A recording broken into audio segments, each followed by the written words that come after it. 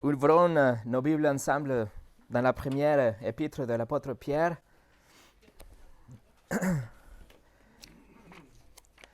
La première épître de l'apôtre Pierre, chapitre 1. Comme vous le savez, comme nous avons déjà étudié, Pierre est concerné pour l'Église. Il se soucie de l'Église à cause du contexte historique qu'il traverse. C'était une persécution sans pitié et cruelle à l'échelle de tout l'Empire romain. Et cette persécution était dirigée justement envers tous ceux qui ont choisi de ne pas fléchir les genoux devant le César. C'était une persécution envers tous ceux qui ont décidé de maintenir et soulever et défendre la seigneurie de Christ, l'autorité de Christ et la parole de Dieu dans tous les domaines de la vie. Et Pierre, en tant que le leader de l'Église, ou un des leaders de l'Église et un des piliers de l'Église, écrit cette lettre pour encourager les chrétiens, que pour les encourager, il va les rappeler de la doctrine biblique, parce que la doctrine, comme on a déjà dit, a une incidence directe sur la façon dont nous traversons les épreuves. La façon dont on vit, la façon dont on pense, la façon dont on réagit, la façon dont on établit nos priorités, etc. Même pendant les pires des circonstances, la doctrine biblique va toujours changer et adapter notre vie à ce que Dieu veut pour nous. Donc Pierre veut donner de l'espoir à la première Église. Et juste comme l'apôtre Jean était reconnu comme l'apôtre de l'amour, et Paul était appelé l'apôtre de la foi, Pierre a été appelé l'apôtre de l'espoir. Pierre donne de l'espoir à l'Église avec sa théologie, la théologie biblique. C'est ce qu'on a vu dans l'introduction, dans son salutation, et aussi dans la première partie de cette préface, à partir de verset 3, la doxologie qu'on a étudiée le dimanche dernier. Pierre écrit « Bénis Dieu ». Il est en train de louer le Seigneur, de bénir Dieu le Père et Dieu de notre Seigneur Jésus-Christ, parce qu'il nous a fait naître de nouveau. Il nous a donné la nouvelle naissance, il nous a régénéré, il nous a accordé une nouvelle vie, un nouveau cœur, il nous a sauvés. Et aussi, il nous a dit qu'il a fait ça selon sa grande miséricorde, laquelle il a montré dans son choix de sauver des personnes qui ont peut-être été les pires des pécheurs, comme l'apôtre Paul, comme vous et comme moi. On ne méritait pas la grâce.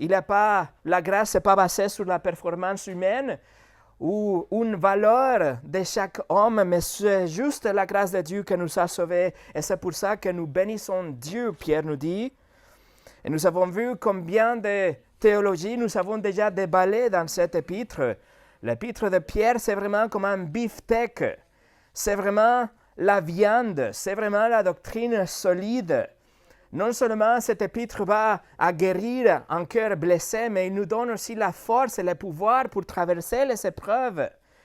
C'est une épître qui est accessible à tout le monde. Nous pouvons tous la comprendre.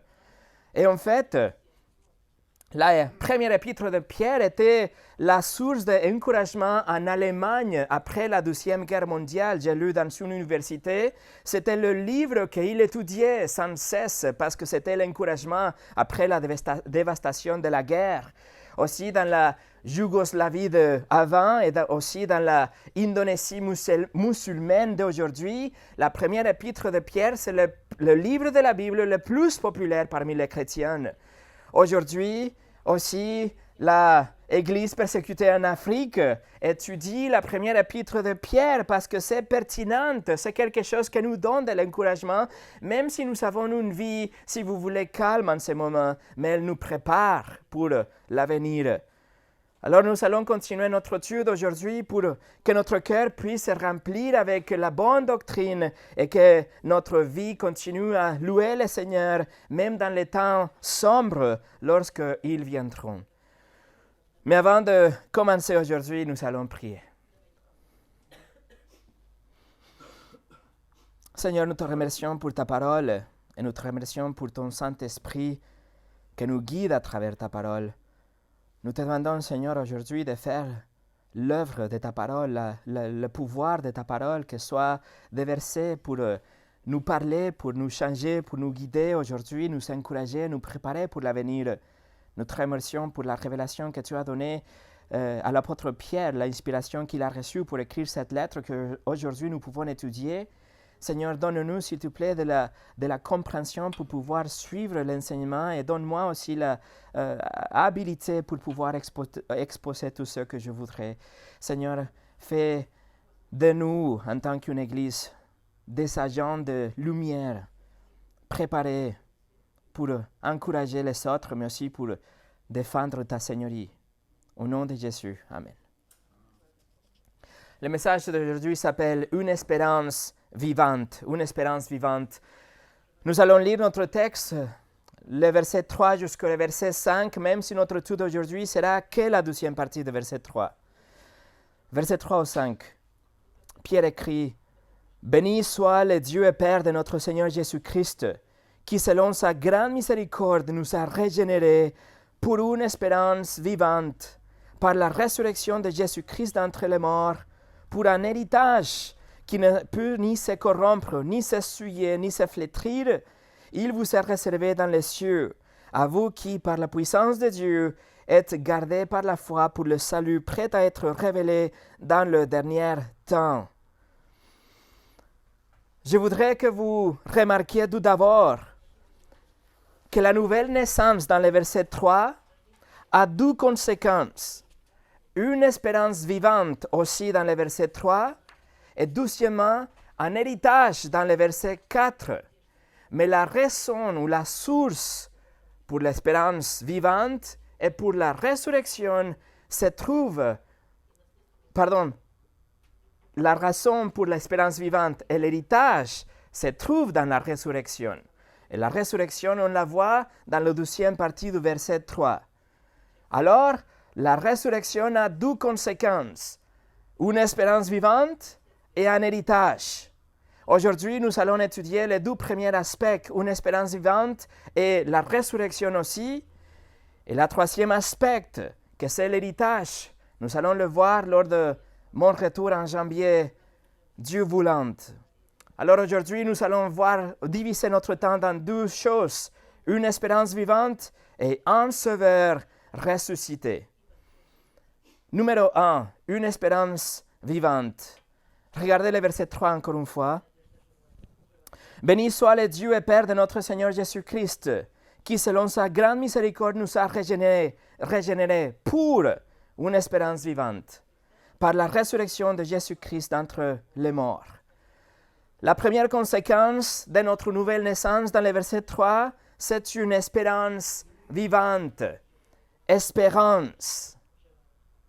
Aujourd'hui, nous vivons dans une épidémie de désespoir. Aujourd'hui, la peur nourrit les gens à travers les médias. Aujourd'hui, la vision du monde est tordue. Les gens ont une vision du monde et une perspective absolument fataliste grâce à la peur et le désespoir transmis à travers les médias. En juin 2020, l'année dernière, une enquête a été faite aux États-Unis et ils ont trouvé que 1 sur 4 jeunes adultes, des gens entre 18 et 24 ans, ils ont déjà considéré le suicide.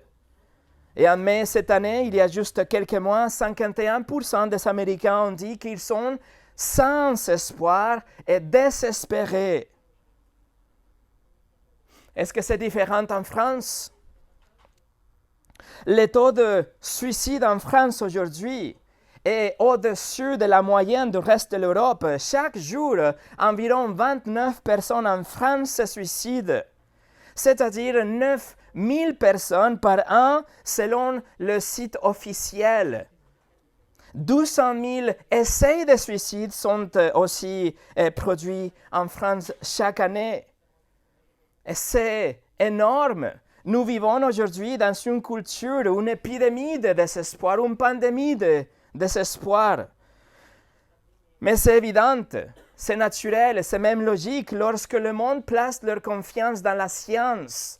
Et demain, la science change et réfute ses propres conclusions, alors bien sûr, l'espoir s'envole. C'est logique, naturel et évident. Lorsque le monde place leur confiance dans un politicien, par exemple, et demain on découvre que lui, il était corrompu ou qu'il a changé d'avis ou une promesse, alors l'espoir est parti aussi.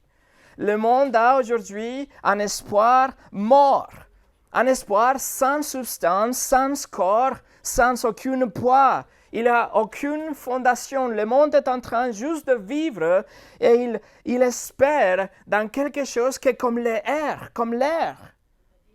Leur espoir est comme la vapeur. Leur espoir, c'est comme une étincelle qui brille, oui, mais juste pour une demi-seconde. L'espoir de riche, l'espoir de fort, l'espoir de orgueilleux, l'espoir des érudits, tout type d'espoir vacille comme une bougie. Et leur lumière s'est éteinte et tout ce qui reste, c'est que de la fumée. Mais le désespoir, ce n'est pas un phénomène moderne. Bildad, dans la Bible, dans le livre de Job, un des amis de Job, il pose des questions rhétoriques pour montrer combien la vie est désespérée, inutile, en vain, si on a une vie sans Dieu. Il écrit dans Job 8, 11 au 13, il pose des questions rhétoriques, il dit « Les gens croient-ils sans marée? Les roseaux croient-ils sans humidité? Encore vert et sans qu'on le coupe, il sèche plus vite que tous les herbes. Ainsi arrive-t-il à tous ceux qui oublient Dieu, et l'espérance de l'impie périra. » L'apôtre Paul, en parlant des croyants qui ont quitté leur religion païenne, il écrit aux Éphésiens, chapitre 2, verset 12, il a dit « Souvenez-vous que vous étiez à cet âme-là sans Christ, privés du droit de cité d'Israël, étrangers aux alliances de la promesse, sans espérance et sans Dieu dans le monde. » Oui, ils avaient une sorte de religion, mais ils étaient sans Dieu, donc sans espérance. Aux Thessaloniciens, chapitre 4, verset 13, il écrit « Nous ne voulons pas, frères, que vous soyez dans l'ignorance au sujet de ceux qui sont décédés, afin que vous ne vous affligiez pas comme les autres qui n'ont point d'espérance. » Les autres, ceux qui ne connaissent pas Dieu à travers Jésus-Christ, sans espérance.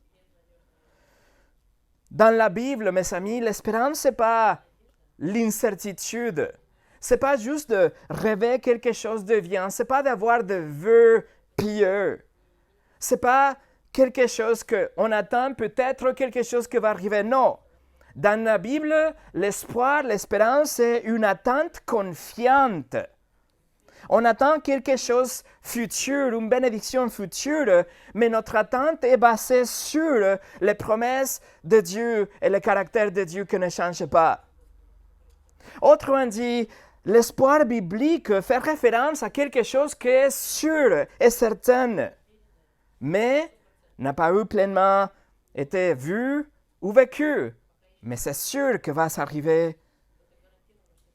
L'espérance chrétienne est basée sur la connaissance de Dieu, basée sur le caractère de Dieu, la connaissance de Dieu à travers la Bible.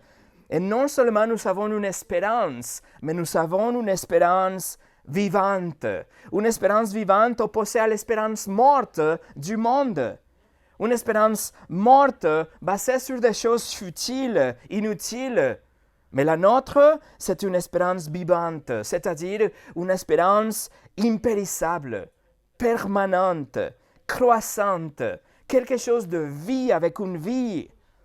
C'est quelque chose de sûr, c'est quelque chose de réel, par opposition à l'espoir décevant et vie et faux que le monde offre aujourd'hui. Et la question est, pourquoi les chrétiens ont-ils de l'espérance? Pourquoi nous pouvons dire que notre espérance est réelle? Je vous donne 3 raisons. La première chose, parce que l'espoir, c'est un cadeau de Dieu, c'est un cadeau de la grâce de Dieu. 2 Thessaloniciens 2,16 nous dit que notre Seigneur Jésus-Christ lui-même est Dieu notre Père qui nous a aimés et qui nous a donné par sa grâce une consolation éternelle et une bonne espérance. Il nous a donné par sa grâce une bonne espérance. Qu'est-ce que ça veut dire? Ça veut dire que c'est quelque chose de rassurant. C'est un optimisme, mais rassurante, qui nous a été accordé par Dieu. Ce n'est pas quelque chose que nous allons créer nous-mêmes, mais c'est un cadeau de Dieu donné par sa grâce. C'est pour ça que le psalmiste, par exemple, il parle avec son âme dans le temps de ses preuves, et il se rappelle à lui-même qu'il ne faut pas désespérer, mais qu'il faut mettre sa confiance et son espoir en Dieu. Le psaume 43, verset 5 nous le dit. Il écrit, le psalmiste, « Pourquoi t'as battu mon âme? Et je m'y tue au-dedans de moi. Espère en Dieu. Espère en Dieu, car je le louerai encore. Il est mon salut et mon Dieu. » Seulement un chrétien peut dire ces choses. Seulement un chrétien a fait l'expérience d'une nouvelle naissance. Seulement un chrétien peut sincèrement dire ça au milieu de l'épreuve. Mon âme espère en Dieu, car je vais le louer encore. Alors le cadeau de l'espérance, c'est quelque chose qui vient avec notre nouvelle naissance. Et ça, on peut le voir dans le verset 3 de Pierre. Le texte en grec et aussi le français le fait bien ressortir. Le texte nous dit qu'il nous a régénérés dans une espérance vivante. C'est-à-dire, il nous a donné une nouvelle naissance, il nous a placés dedans cette espérance vivante. Ça vient avec la nouvelle naissance. Notre salut, notre nouvelle naissance a pourvu cette espérance vivante. Et cette espérance vivante, c'est notre moteur. C'est quelque chose qui va dynamiser notre nouvelle vie. C'est notre salut qui va nous donner cette garantie d'une vie éternelle. Nous avons une promesse qui ne va pas échouer. Nous avons fixé nos yeux sur la résurrection, sur le futur glorieux, la nouvelle création, etc. Mais tout ça parce que nous sommes nés de nouveau. Nous ne pouvons pas avoir une telle assurance, un tel espoir si on n'a pas eu la nouvelle naissance. Paul, il est poussé à dire aux Philippiens, « Christ est ma vie et la mort m'est un gain. » Il veut bien continuer en vie, mais il sait bien qu'à la fin de compte, il y a Christ qui l'attend de l'autre côté de l'éternité.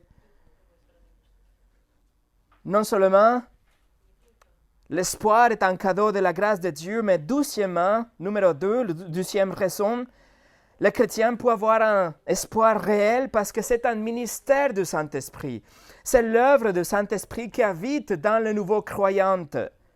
Romains 15, verset 13 nous le dit, « Que le Dieu de l'espérance vous remplisse de toute joie et de toute paix dans la foi, pour que vous abondiez en espérance par la puissance du Saint-Esprit. » Alors, c'est qui nous donne une espérance? La puissance du Saint-Esprit. C'est qui a le Saint-Esprit? Seulement le chrétien, le né de nouveau, celui qui a reçu la grâce de Dieu. Troisième raison pour laquelle les chrétiens, nous avons un espoir, une espérance réelle, parce que notre espoir est défini par les Écritures. Notre espoir n'est pas basé sur le monde et les choses de la culture, mais sur ce que Dieu a déjà dit dans les pages de la Bible. Romains 15, verset 4 nous dit « Tout ce qui était écrit d'avance l'a été pour notre instruction, afin que par la patience et par la consolation que donnent les Écritures, nous possédions la espérance. » Vous voyez, c'est la consolation des Écritures qui nous donne l'espérance. Vous voulez avoir l'espérance? Lisez la Bible. Vous voyez, mes amis, notre espérance n'est pas basée sur ce que le monde a à nous offrir aujourd'hui, mais sur ce que Dieu a déjà dit et écrit pour nous et préservé pour nous, pour que nous puissions le lire, pour que nous puissions le savoir et réviser et retrouver notre espérance. Notre espérance n'est pas basée sur les statistiques, le socialisme, notre salaire, notre santé, la technologie, les passeports, les élections, la science, la philosophie, la constitution, nos rêves, nos amis, notre pays et même sur nous-mêmes. Notre espérance reste dans ce que Dieu a déjà révélé et clairement écrit dans les pages de la Bible. Notre espoir se trouve seulement en Dieu et dans ce qu'il a déjà dit. Le roi David a déclaré le psaume 39, « Maintenant, Seigneur, que puis-je espérer? En toi est mon espérance. » En toi. Si vous regardez le verset 21 de notre premier chapitre ici de Pierre, en Pierre 1, 21, regardez, il écrit par lui, c'est-à-dire Jésus, par lui, vous les chrétiens, croyez en Dieu, qu'il a ressuscité des morts et lui a donné la gloire, en sorte que votre foi et votre espérance reposent sur Dieu. Mes amis, ne placez pas votre espérance dans un château de cartes, mais sur le rocher de Christ. Et aucune tribulation ne pourra détruire votre espérance. En fait, nous sommes commandés dans le livre des Romains, nous sommes commandés à nous réjouir, à être remplis dans notre joie, d'être remplis avec espérance. C'est opposé, c'est le contraire à ce que le monde vit aujourd'hui. Nous sommes appelés à nous réjouir, mais le monde, qu'est-ce qu'ils font? Ceux qui ne connaissent pas Christ, ils se replient, ils se cachent dans la peur et sans espoir. Mais nous, Paul écrit, réjouissez-vous en espérance. Un professeur de la Bible des années 90, Edmund Hibbert, il a écrit ça, écoutez. Dans le monde turbulent actuel, les chrétiens ont vraiment raison d'envisager l'avenir avec optimisme. Notre nouvelle vie donnée par Dieu nous a délivrés du désespoir et nous a donné une attente joyeuse de ce que Dieu a encore en réserve pour son peuple. Et voilà, mes amis, une espérance vivante que vous appartient déjà. Il faut juste aller la chercher, la retrouver. Numéro 2, un sauveur ressuscité. Alors Pierre est en train d'écrire cette lettre. Il est en train maintenant d'écrire par rapport à l'espoir qu'on a et ce sont des choses assez positives. Mais la question que se pose c'est, mais Pierre, ne vois-tu que nos frères et nos sœurs sont en train d'être crucifiés?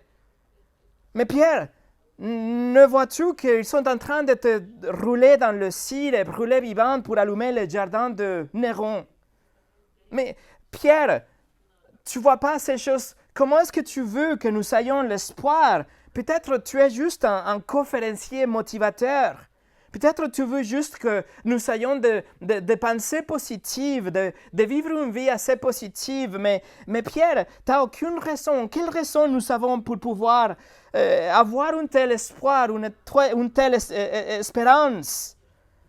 Tu dis que la nouvelle naissance peut nous donner cet espoir pour aujourd'hui et pour notre salut, mais comment pouvons-nous être sûrs de ça? Comment pouvons-nous avoir cette espérance vivante dont tu parles?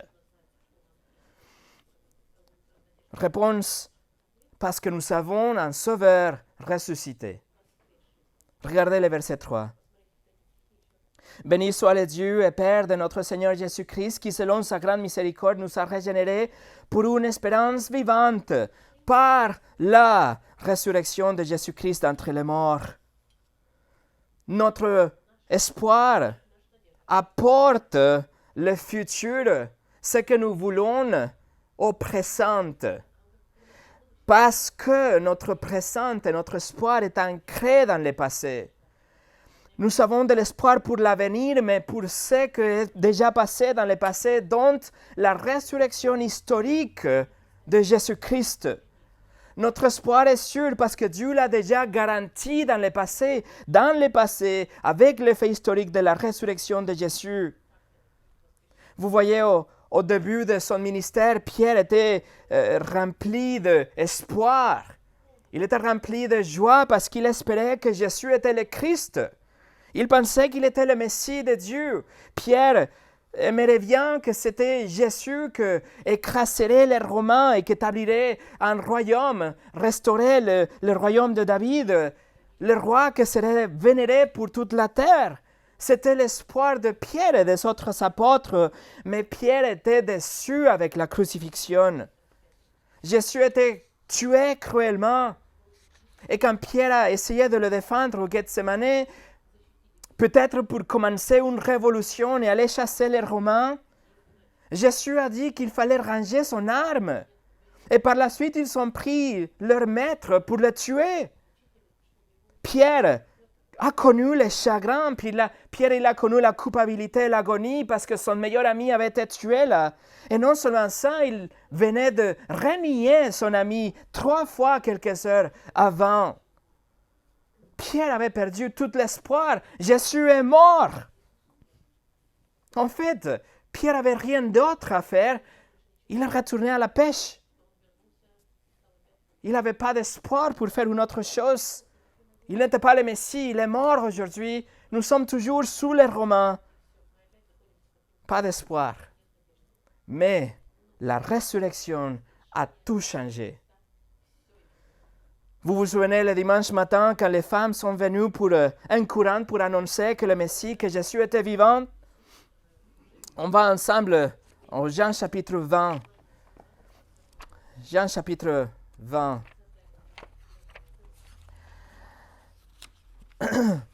Jean chapitre 20, regardez à partir du verset 3.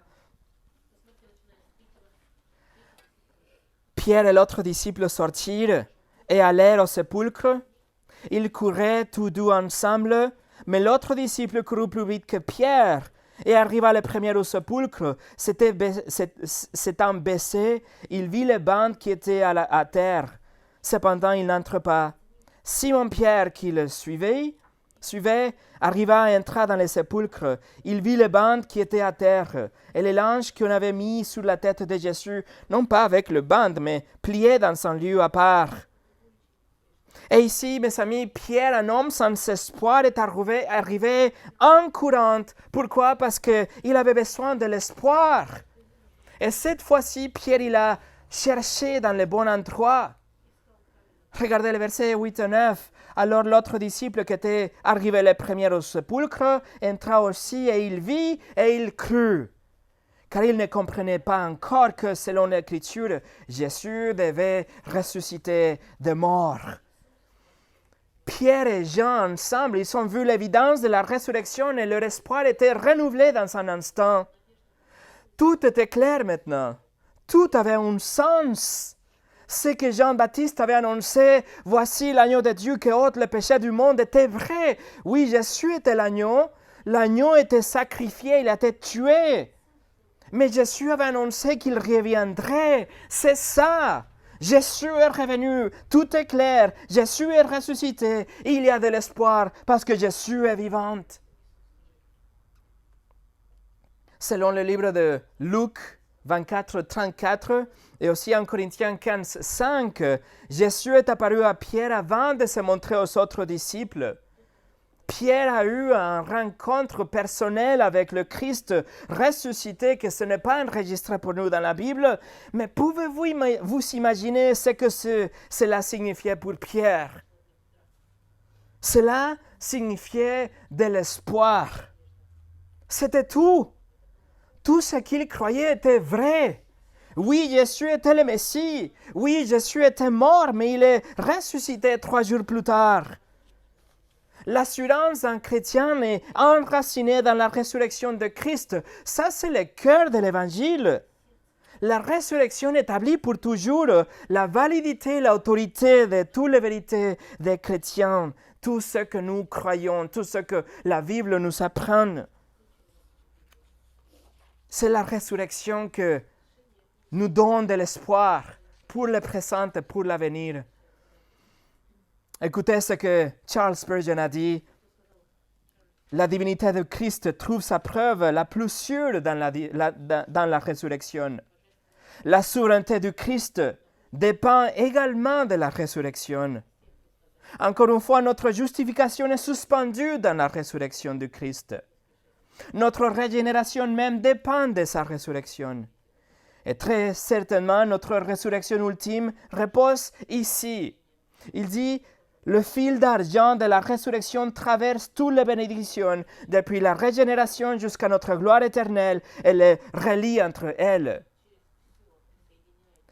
Mes amis, la résurrection de Christ est synonyme avec l'espérance. Résurrection de Christ égale espérance. Si Christ n'a pas ressuscité, nous n'aurons absolument aucun espoir, de rien. Allez avec moi maintenant à 1 Corinthiens chapitre 15. 1 Corinthiens chapitre 15.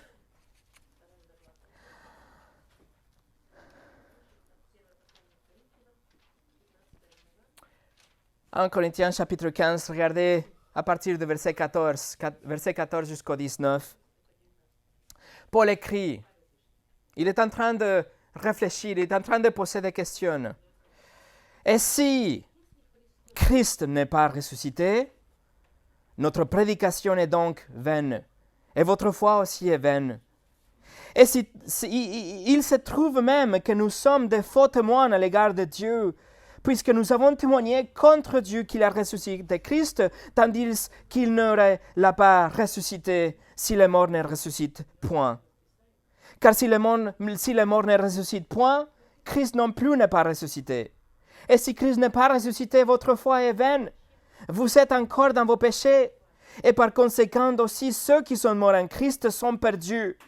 Si c'est dans cette vie seulement que nous espérons en Christ, nous sommes le plus malheureux de tous les hommes. Notre foi serait vaine, vide, fausse. Nous serions comme des faux prophètes qui mentent sur la promesse de Dieu, la résurrection de Christ, la vie de Jésus. Notre foi serait futile, vaine, vide. Nous serions toujours dans nos péchés, voués à l'enfer, sans aucun espoir, sans vie éternelle, donc le plus malheureux de tous les hommes, sans aucun espoir. Mais, commence le verset 20, mais en fait, Christ est ressuscité des morts. Notre espérance est une espérance vivante parce que nous avons un sauveur vivant, un sauveur ressuscité. Parce que Jésus a ressuscité des morts, cela nous assure que le plan de rédemption de Dieu a été confirmé, que ça a été tout accompli comme il a dit sur la croix. Cela nous confirme que la mission de Jésus a été terminée et bien réussie. La résurrection nous confirme que Jésus en fait a vécu une vie parfaite comme il fallait, qu'il n'a jamais péché comme il fallait, que Jésus a rempli toutes les exigences de la loi dont vous et moi nous étions censés accomplir aussi.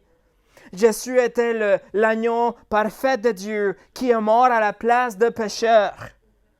Oui, si nous n'avons jamais menti ou volé ou convoité quelque chose, nous sommes coupables déjà et nous serions coupables devant Dieu et sa justice doit nous punir. Le juge de l'univers ne peut pas être soudoyé ou acheté par des bonnes œuvres, par des prières, par le baptême, par des traditions, etc. Mais c'est pour ça que Jésus est allé sur la croix volontairement. Il est mort pour payer notre amende devant le juge. Jésus est mort en tant que, comme si c'était le pire des criminels. Et il était mort et il a été même enterré. Dieu a puni son Fils. Il a placé votre culpabilité en lui et il place sa perfection en vous. Dieu reçoit ce sacrifice, il accepte le sacrifice, il apaise sa colère, il satisfait sa justice. Alors, pour le prouver, pour le confirmer, Dieu ressuscite Jésus des morts. Et il le élève au-dessus de tout nom, afin que tous ceux qui se répandent et placent leur confiance en lui soient sauvés. Ça, c'est l'assurance de notre salut. Ça, c'est la certitude de notre vie éternelle et notre vie présente aussi. Ça, c'est la base pour espérer en lui, en Dieu et lui faire confiance aujourd'hui, mais aussi pour notre éternité future. Et même dans les pires des tribulations, en fin de compte, nous pouvons lui faire confiance parce que Jésus est ressuscité. Il était vraiment le Christ et le Messie qui a satisfait la justice de Dieu et nous a réconciliés avec lui et nous sommes ses enfants aujourd'hui aussi. Pensez à ça, mes amis. Si la mort, notre plus pire ennemi, n'a pu pas détruire Jésus, et au contraire, la mort est soumise à la Seigneurie de Christ, alors les chrétiens, nous n'avons rien à craindre. Notre espoir n'est pas fané. Nous ne nous accrochons pas à une idée, à la vapeur, une espérance morte, quelque chose que nous voudrions que se passe. Non. Ça serait comme essayer de tenir de l'eau dans nos mains. Maintenant, notre espoir est vivante. Notre espoir est fondé sur la réalité, ancré sur la réalité de la résurrection de Christ. Pour Pierre, la résurrection était vraiment l'étincelle qui a démarré le moteur. C'est à cause de ça qu'il est devenu le lion qu'il était après avoir été le lapin. Pierre était restauré après son déni. Pierre était transformé dans une pierre solide qu'il fallait être. Il devait être comme ça. Regardez ce que Pierre a prêché le jour de Pentecôte, si on va ensemble dans le livre de Actes, chapitre 2. Le livre de Actes, chapitre 2, regardez la centralité de la résurrection dans la prédication de Pierre. Actes, chapitre 2, verset 22 au 24. Acte 2, verset 22 au 24. Pierre dit, « Hommes israélites, écoutez ces paroles. Jésus de Nazareth, cet homme à qui Dieu a rendu témoignage devant vous par les miracles, les prodiges et les signes qu'il a opérés par lui au milieu de vous, comme vous le savez vous-même, cet homme, livré selon le dessein arrêté et selon la préscience de Dieu, vous l'avez crucifié. Vous l'avez fait mourir par la main des impies. Dieu l'a ressuscité en le délivrant du lien de la mort, parce qu'il n'était pas possible qu'il soit retenu par elle. Vous voyez la centralité de la résurrection dans les mots de Pierre. La résurrection est ce qui conclut la transaction, confirme la mission et couronne le roi. C'est la résurrection qui fait la différence. Et il continue, regardez le verset 32. C'est Jésus que Dieu a ressuscité. Nous en sommes tous témoins. Élevé par la droite de Dieu, il a reçu du Père le Saint-Esprit qui lui avait été promis et il a répandu comme vous le voyez et l'entendez. Ensuite, verset 36, que toute la maison d'Israël sache donc avec certitude que Dieu a fait Seigneur et Christ, c'est Jésus que vous avez crucifié. Donc oui, Jésus était mort, Pierre déclare, mais il affirme aussi parfois qu'il est ressuscité. À chaque fois, il dit, mais il est ressuscité et il est aujourd'hui vivant, il est à la droite de Dieu. Et aussi, Pierre va dire, s'il était mort, s'il était ressuscité, alors il est vivant et il va revenir. Tournez la page, chapitre 3, Actes chapitre 3, verset 18 au 21. Actes chapitre 3, verset 18 au 21. Mais Dieu a accompli de la sorte qu'il avait annoncé d'avance par la bouche de tous ses prophètes que son Christ devait souffrir. Repentez-vous donc et convertissez-vous pour que vos péchés soient effacés afin que des temps de rafraîchissement viennent de la part du Seigneur et qu'il envoie celui que vous a destiné, Jésus-Christ, que le ciel doit recevoir jusqu'au temps du rétablissement de toutes choses dont Dieu a parlé anciennement par la bouche de ses saints prophètes d'autrefois. Si Jésus est ressuscité, il reviendra pour restaurer toutes les choses, donc on se réjouit et on attend avec impatience ces jours-là.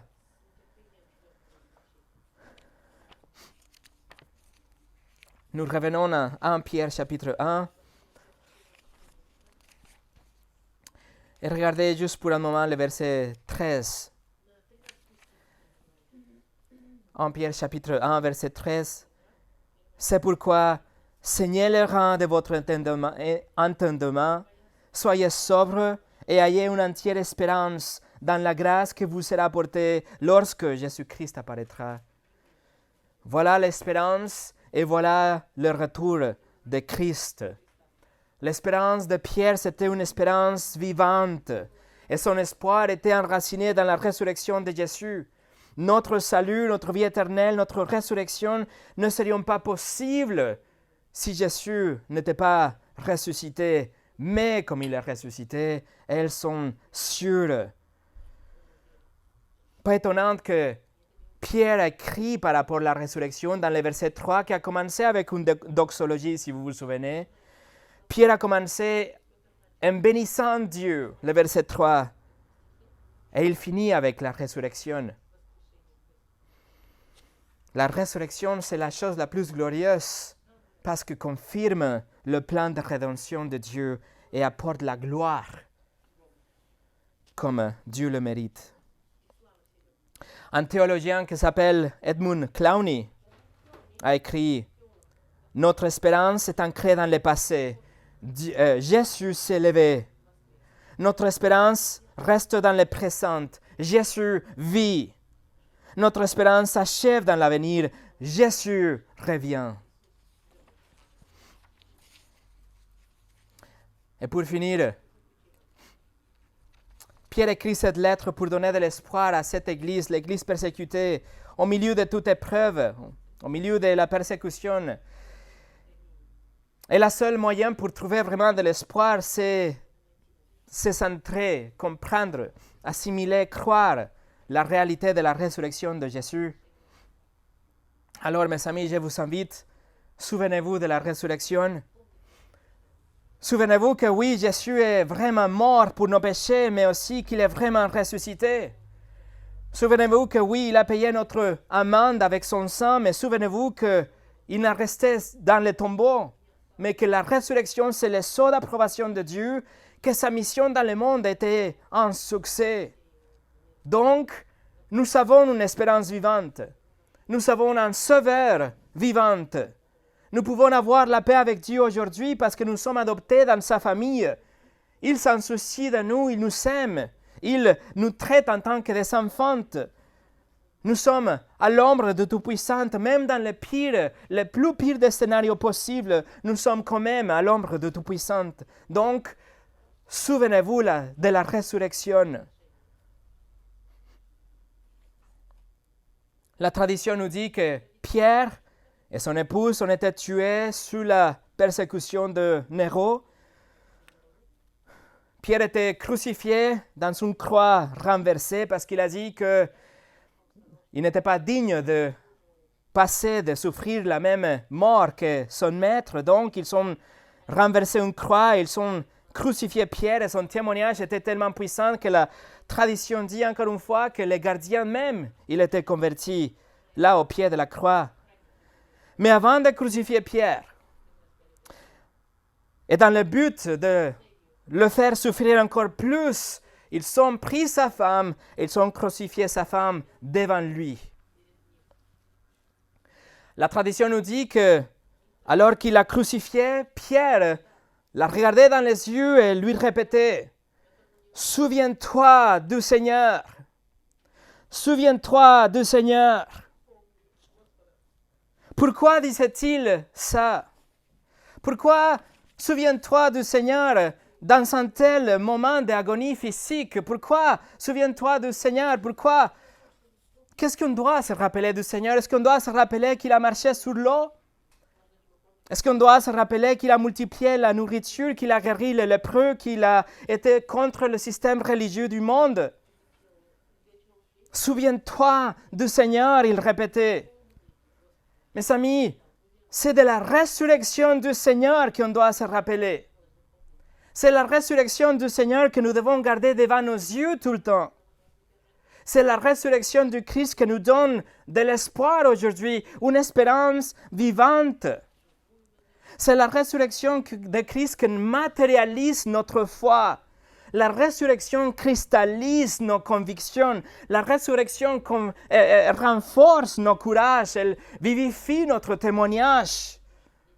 La résurrection de Christ fait que notre paix soit invincible. La résurrection vaccine notre cœur, lave nos peurs, avale nos peines. C'est ça que Pierre a voulu de sa femme. Souviens-toi du Seigneur, mais pas du Christ crucifié, pas du Christ qui a marché sur l'eau, mais du Christ vivant, ressuscité. Alors, mes amis, souvenez-vous du Seigneur. Souvenez-vous de la résurrection du Seigneur. Il est ressuscité, il est vivant parce qu'il vit. Nous pouvons avoir aujourd'hui un espoir, une espérance vivante aussi. Prions ensemble.